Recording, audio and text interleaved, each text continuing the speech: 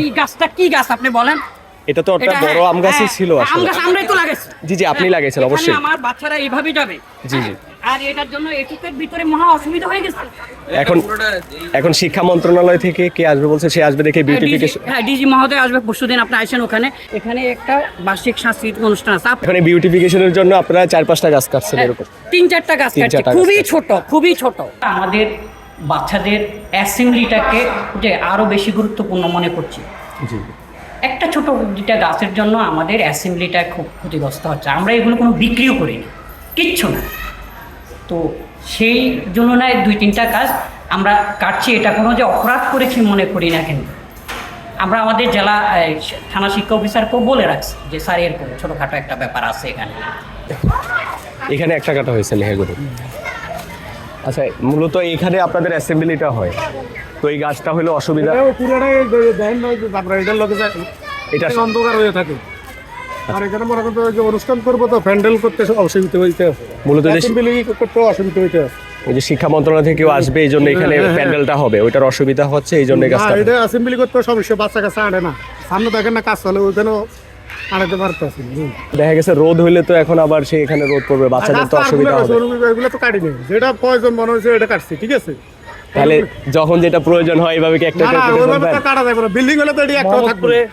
আমি বলি জি, 10তলা বিল্ডিং এর স্যাংশন দেওয়ার সময় একটা গাছও থাকবে না। এখানে 10তলা বিল্ডিং হবে। সরকারি জমিলা আইনুল উচ্চ বিদ্যালয় কলেজ, যেটি পিছনে, এবং এই স্কুলে গতকাল থেকে 4 থেকে 5টি গাছ কাটা হয়েছে।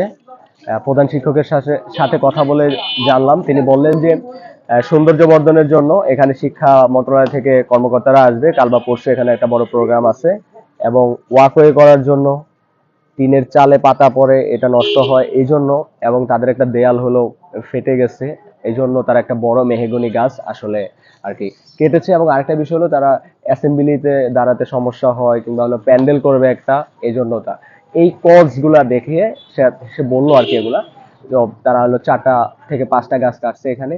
তো এটা হলো আজকে সকালে জানার পরে আর কি এখানে ছুটে আসি।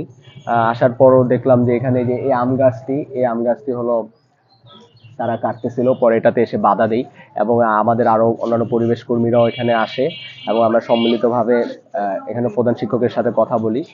ঢাকার এরকম বিভিন্ন শিক্ষা প্রতিষ্ঠানগুলোতে অনেক গাছপালা আছে, অনেক জায়গায় নাই, কিন্তু এরকম এসব ওয়াকওয়ে, এই যে মানে কিরকম একটা কজ আসলে, হ্যাঁ, মানে এটা মেনে নেওয়া যায় না। আসলে আজকে যেই কর্মযজ্ঞ দেখলাম, এইটা আমার কাছে মানে এই খবরটা পাওয়ার সাথে সাথে মনে হয়েছে যে গত সপ্তাহেই যে হাইকোর্ট যে আদেশটা দিয়েছে যে গাছ কাটার জন্য মানুষকে এবং সবাইকে পারমিশন নিতে হবে। গাছ মিলা আইনুল স্কুল বিদ্যালয়ের প্রধান শিক্ষক সেই আদেশটাকেই মূলত ব্যত্যয় ঘটিয়েছেন, এবং সেই আদেশটাকেই অবজ্ঞা করেছেন।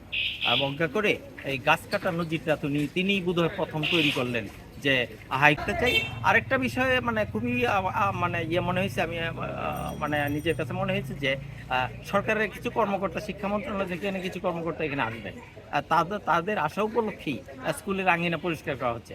এই গাছ কেটে যদি পরিষ্কার পরিচ্ছন্ন করে মানে সরকারি প্রশাসনকে আমন্ত্রণ জানাইতে হয়, তাহলে এই দৃষ্টান্তটা সারা দেশের বিদ্যালয় প্রদান বা বিভিন্ন প্রতিষ্ঠান এইটা মানে খুবই জনপ্রিয় হিসেবে নেবে।